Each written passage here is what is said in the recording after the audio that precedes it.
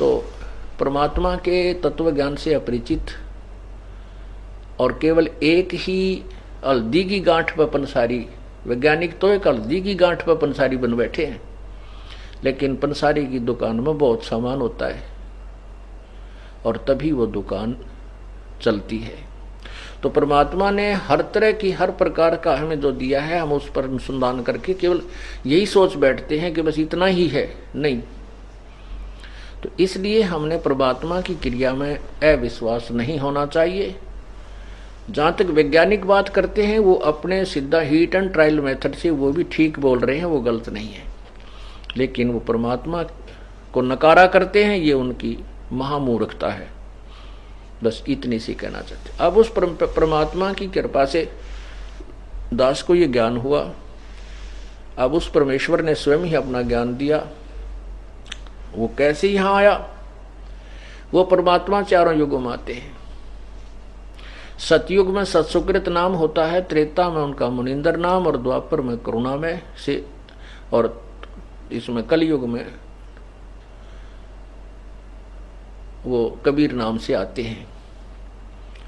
जब वो द्वापर युग में आए थे उस समय उनका एक शिष्य बना था सुदर्शन, सुपच। सुपच माने हरि, जिसको शेड्यूल कास्ट कहते हैं ऐसे। तो वो सुपच कहते हैं, शेड्यूल कास्ट।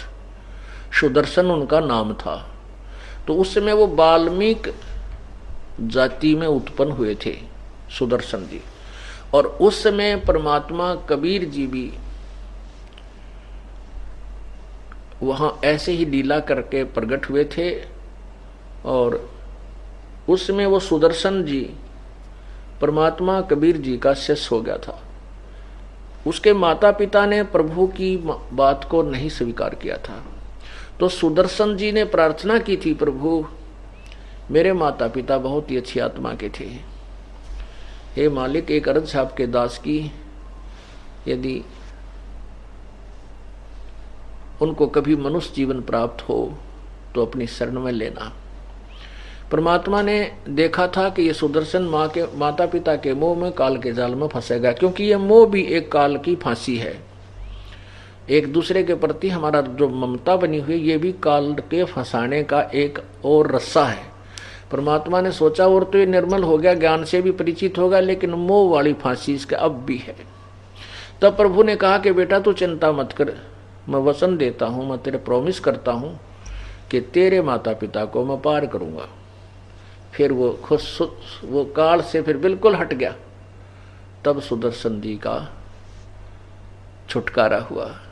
अपने उस प्रॉमिस के आधार पर, अपने वचनबद्ध होने के कारण प्रभु ने सुदर्शन जी के माता पिता जो पहले वाल्मीकि जाति में थे और फिर द्वापर इस कलयुग के अंदर वो ब्राह्मण और ब्राह्मण घर में जन्म हुआ दोनों का, और दोनों का फिर संयोग हुआ, वो ब्याह हुआ।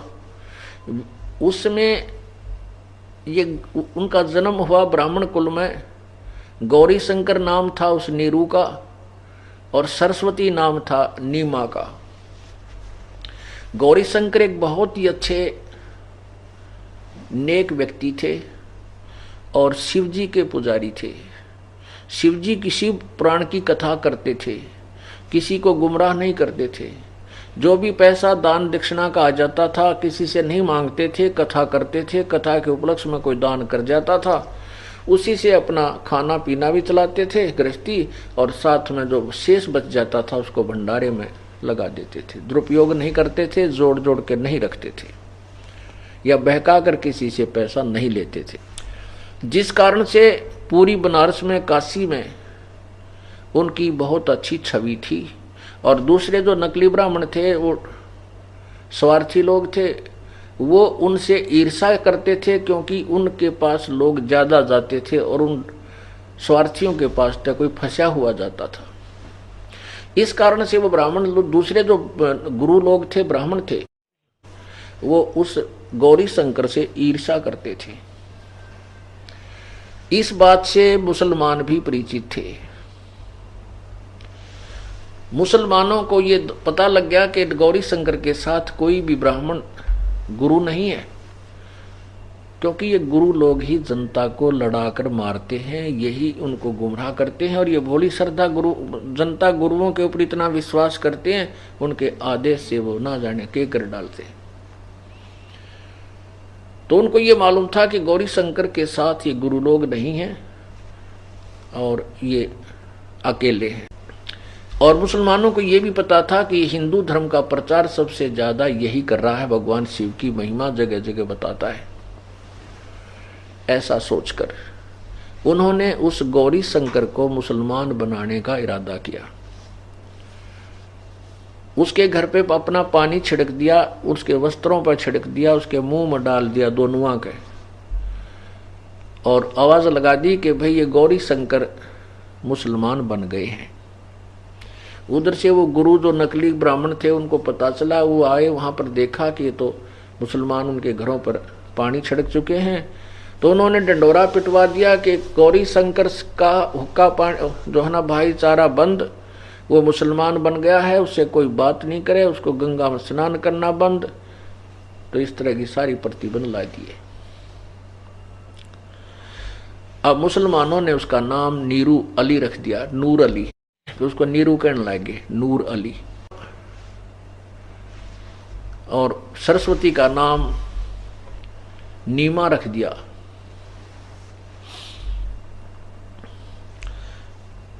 अब पहले वो पैसा जो आता था पूजा का, उससे अपना घर का निर्वाह चलाते थे, घर चलाते थे।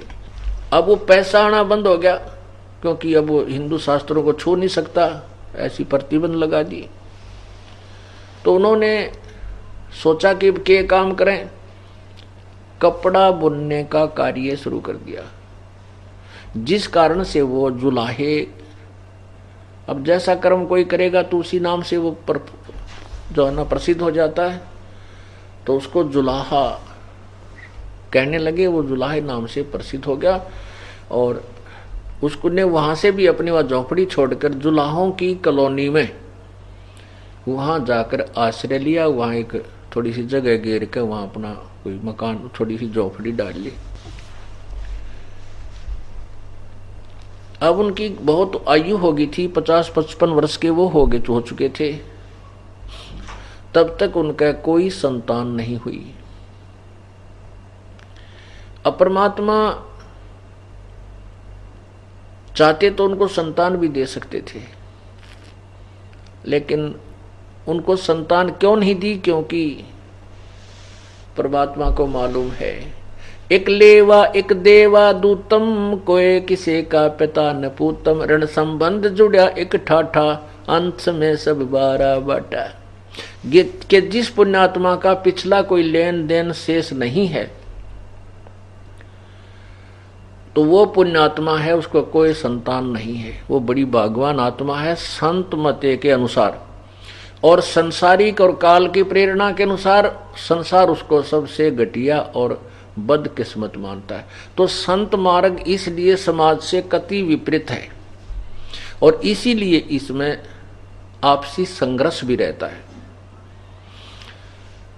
अब ये पुत्र पुत्रियों का हमारे साथ क्या संबंध है, एक कथा सुनाते हैं। एक ग्राम में 2 भाई थे। बड़ा भाई 18 वर्ष का और छोटा भाई था जो 11-12 वर्ष का। बड़े का विवाह हो चुका था, छोटा अनमैरिड था। उनके जमीन बहुत थी, जायदाद बहुत थी, संपत्ति अच्छी थी, 30-40 एकड़ जमीन थी। एक दिन बड़े भाई और उसकी पत्नी के मन में क्या हुआ कि वो छोटा भाई बीमार हो गया, बुखार आ गया। महीने 1.5 महीने 20 दिन वो बुखार ठीक ना होया, मोती ज़ारा निकल आया। वो सूख के चारपाई पे पड़ा सा दिखे, थोड़ा सा, वैसे मरने की हालत में नहीं था, कमजोर बहुत हो गया था। माता पिता थे नहीं, मृत्यु को प्राप्त हो चुके थे। तो उस भाई और उसकी पत्नी के मन में क्या दोष आ गया कि ये हमारे पैसे खर्च करवा रहा है, बीमार हो गया और ये मर जाता बढ़िया है, इसको मरवा दिया जाए। अब बीमारी का भी बहाना हो रहा है, लोग ने सोचेंगे बीमार था और सारी संपत्ति अपने अपने को मिल जाए। कहते हैं लालच नीच नकीब है इन फौजा माही, दोनों की एक सलाह होगी। वहां एक वैद्य था, उस वैद्य से मिले जो उसका ट्रीटमेंट कर रहा था। उससे कहा कि तो हम आपको कुछ पैसे दे देंगे, इसको विष दे दे, ये मर जा। तो उसने भी अपने 500-400 रुपये कह दिए, भाई 500 रुपये लूंगा, मैं दे दूंगा विष। वो 500 रुपये उस वैद्य ने लेकर उसको दवाई के रूप में विष दे दिया। वो लड़का मर गया। लड़का मर गया तो कोई बात नहीं, बात खत्म हुई, कोई चर्चा चली नहीं, भी बीमार था। उठा के कुल के लोगों ने अंतिम संस्कार कर दिया। अब वो सारी संपत्ति उनके पास होगी और 1 वर्ष के बाद उनका एक लड़का हो गया, जब तक कोई संतान नहीं थी। अब इकलौता पुत्र और कोई संतान हो ही नहीं। इकलौता पुत्र, उसको खूब खिलावें, बढ़िया आहार करें, करवावें हैं, तो गिने दिनों में वो कुछ ही समय में जवान हो गया। कहने का भाव यह है कि 12, 13, 14 साल का होते ही उसका ब्याह कर दिया। उस लड़के का, अपने बेटे का विवाह कर दिया। विवाह होते ही 6 महीने के बाद, विवाह के 6 महीने के बाद पश्चात वो लड़का बीमार हो गया। वो इतना बीमार हो गया कि उसके पिताजी ने उसके ट्रीटमेंट पर कई हजारों रुपये बर्बाद किए, लगाए। जहां भी जिसने वैद्य बताया वहां गए, महंगे से महंगी दवाई। फिर कहीं झाड़ फूक करने वालों के बारे में बताया, वहां भी गए, लेकिन रोग समाप्त होने का, नष्ट होने का नाम नहीं ले रहा और बीमारी बढ़ती ही जा रही है। दोनों, उस लड़के के माता पिता रो रहे हैं और पैसा भी पानी की तरफ बहा रहे हैं और लड़का सूखता जा रहा है, कमजोर, वीक होता जा रहा है। एक दिन दोनों, उसके माता पिता व उसके पास बैठे और बच्चे के मुंह की तरफ देख रहे। उस लड़के ने कहा अपने भाई का नाम लेकर के, भाई साहब मेरी बात सुन ले। अपने पिता को, उस लड़के ने अपने पिता से कहा कि भाई साहब मेरी आखिरी वचन सुन ले। अब उनको ये पक्का हो गया कि लड़का तो मरेगा, जब हमें पहचान नहीं रहा, मुझे भाई कह रहा है बाप को। तो उसका पिताजी कहने लगा, बेटा मैं भाई नहीं तेरा पिताजी हूं। बोला ना, तो मेरा बाप है। बाप नहीं है तो मेरा भाई है। तो वो कहता, नहीं बेटा तू पहचान नहीं रहा, मैं तेरा बाप हूं ना, तू मेरा भाई है।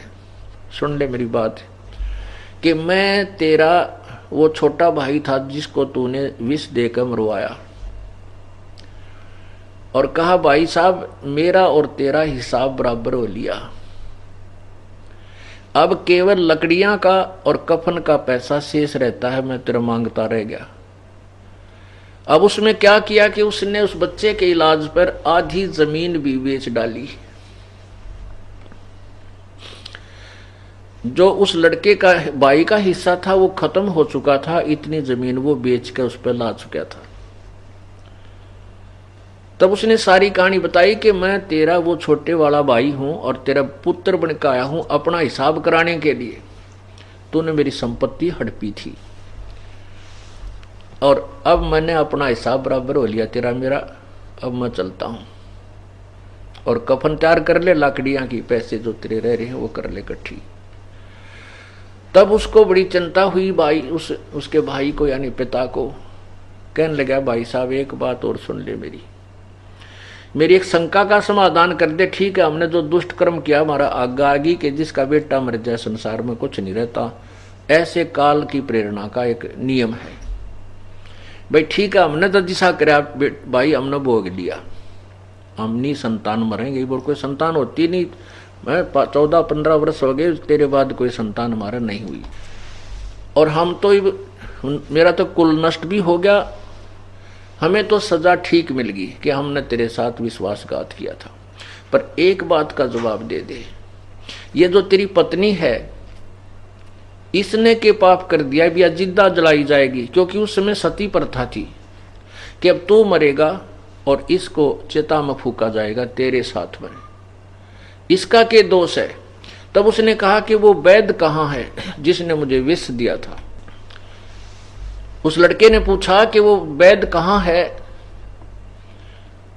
उसने बताया कि आपके 1-2 वर्ष के बाद वो मर गया था। तो उन्होंने कहा कि ये वही वैद्य है जो मेरी पत्नी रूप में है, ये अपनी करनी का फल पाएगा और चिता के अंदर मेरे साथ जलेगा। पुण्यात्माओं, ये सत्य कथाएं हैं। परमात्मा यही बताना चाहते हैं कि एक बेटा बीमार हो जाता है और लाखों रुपये बर्बाद करके मृत्यु को प्राप्त हो जाता, उसका हमने कभी किसी जन्म में खा रखा था, उसको ले रखा था, वो बराबर कर चला। एक लेवा एक देवा दूतम, कोई किसे का पिता न पूतम, ऋण संबंध जुड़ा एक ठाठा, अंत में सब बारा बाटा। पुण्यात्मा, ये घबराना नहीं कि ये पुत्र हो गए फिर तो हमारे ये लड़ यार आगे, बेटी होगी ये भी लेना आगे, कोई बात नहीं, ये तो है, इसमें कोई डाउट नहीं। लेकिन अब हम परमात्मा की पावर से जुड़ गए, इनका लेन देन वो भगवान आसानी से करवाओगा। और इन बच्चों को भी राम नाम मिल गया, आपको भी मिल गया। ये परमात्मा आपके सूली को सूल में कांटे में टालने लग जाएगा, क्योंकि आप परमात्मा की पावर से कनेक्टेड हो गए। जैसे एक तो हम हाथ से सानी काटा करते, पशुओं का जो चारा था एक चक्कर वाला गंडासा होया करे, अब भी है वैसे, सबके तो मोटरें नहीं लगी हैं, तो फिर वो हाथ से ऐसे काटा करते हैं, और एक जना उसमें वो गहरे लाया करता चारा काटने के लिए, उसके प्रणाल से में 1-2 जने लग कर, कितने कठिन काम था। और फिर ये अब बिजली का कनेक्शन मिल गया, बटन दाब देते हैं और उठा कर वो चारा उसके डाल लगाते रहते हैं, cut cut cut cut cut 1 घंटे के अंदर ढेर लगा देता है। यानी कितना आसान हो गया वो काम।